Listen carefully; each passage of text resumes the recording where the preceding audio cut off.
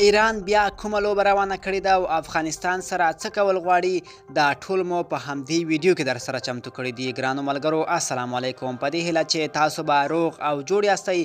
ویډیو تر اخره را سره وګورئ. طالبان د ایران په غوښتنه خپلو لیکو کې شیعه مشران ګماري. میډل ایسټ انسټیټیوټ افغانستان کې د ایران د نفوذ په اړه خپل خپاره شوي اوږده مطلب کې لیکلي طالبان د ایران د ملاتړ خپلولو او د هغوی په غوښتنه خپلو لیکو کې هزاره شیعه مشران او جنګیالي ګماري. مطلب کې ویل شوي له دې کار ایران څو اهداف لري چې مهم هغه یې له سعودي عربستان سره د طالبانو د اړیکو پرې کول دي. مطلب کاږي که څه هم ایران له طالبانو سره د تاریخ کې تضاد لري، خو هڅه کوي چې له سعودي سره د دغې ډلې د اړیکو پرې کولو لپاره دغه کار وکړي.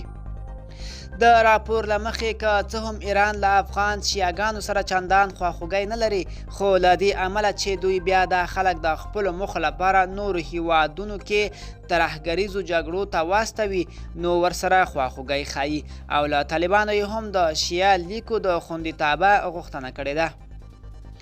راپور کې دا هم ویل شوي چې د ایران له دې غوښتنې سره سم طالبانو شمال کې یو هزاره چې مولوي مهدي نومیږي د یوې ولسوالۍ د ولسوال په توګه ټاکلی دی.